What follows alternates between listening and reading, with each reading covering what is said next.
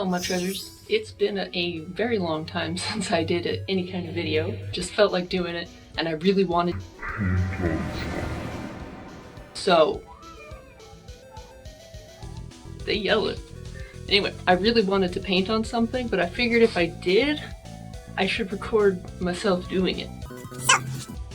Basically a year ago, I got myself like a little mystery toy box.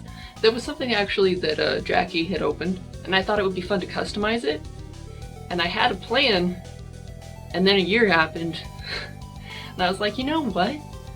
It'd be more fun to do some prompts and make something unique. Have this little character bear thing, rubbery, but not a squishy.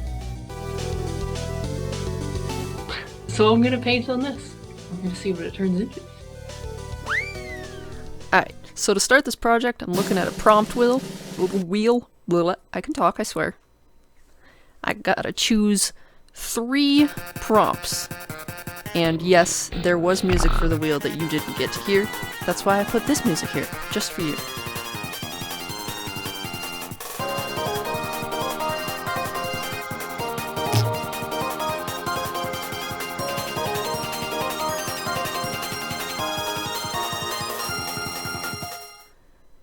So now I had to figure out how to put all of those prompts together, and sci-fi and monochrome honestly go together pretty well. But how was I gonna incorporate my big and small swap? Which, if it doesn't make sense to you, means something that was big is turned small, or something that was small is turned big.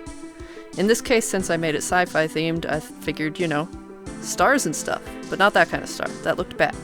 Did the sun and the moon, and its nose is a comet. So unique!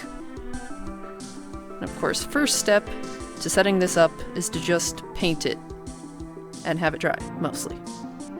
Then I'm gonna sketch on the little face, and like most faces, the eyes end up being a little bit wonky. It's almost impossible to get them to be even. But they actually look fine. I guess it's because a lot of people our eyes aren't necessarily perfectly level, and the amount of not level that this little character has is within normal range. And I still put like a little backpack, jetpack air thing on her back, because it fits with the whole kind of astronaut theme she's got going on.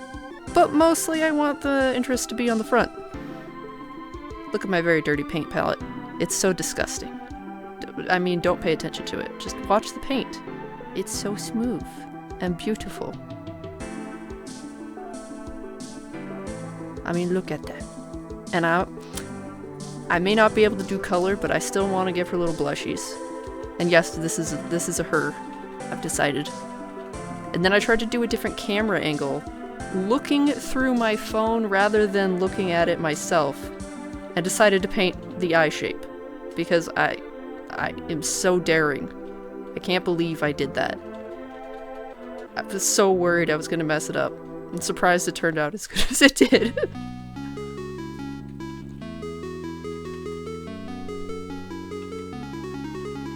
And her little nose.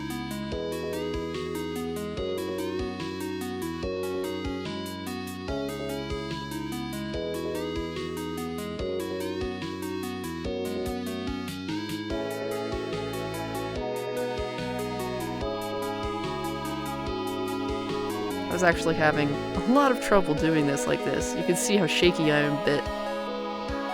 I decided to blend it off camera. And then I did amazing camera work, where you just get to see it in the corner of the camera. Isn't it beautiful? But I didn't want you to not see me giving her some kind of chicken pox. Don't worry, they're actually stars. But right now, they look like chicken pox. Until I added that star! Look, it fixed it! And then, like, I tried to give it, like, texture, because it's supposed to be a comet, you know? And then, even though the eye white was actually not pure white and the moon was, it still wasn't standing out, so I outlined it. And then, I work on the sun.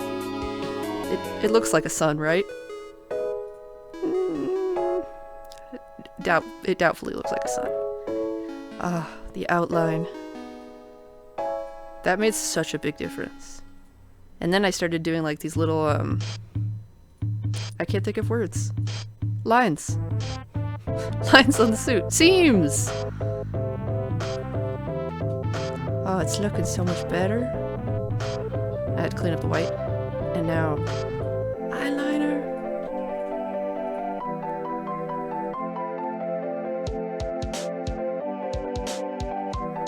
Those seams really make a huge difference in making it look like an astronaut suit.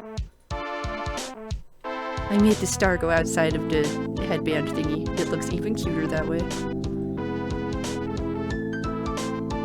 And layering on the white made it stand out better too.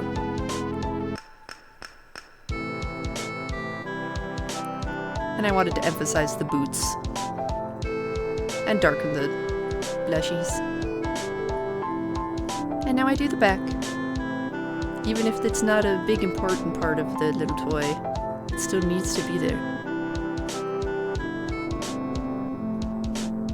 And I know usually that tube thing connects to an actual helmet and not the helmetlessness that she's got going on. But I mean, she's also a weird space bear, okay? She doesn't have to follow perfect logic.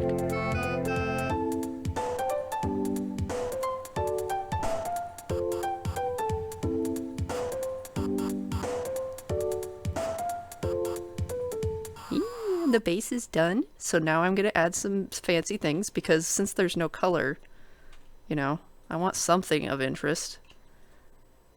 Tried to put glitter there and sparkliness. I tried to use tweezers for the glitter so I could place it perfectly, but it wasn't working, so I just salted it. And now I really fix up the sun because it was not glowy enough for me to be a sun. I kind of messed it up, but then I fixed it. Yay!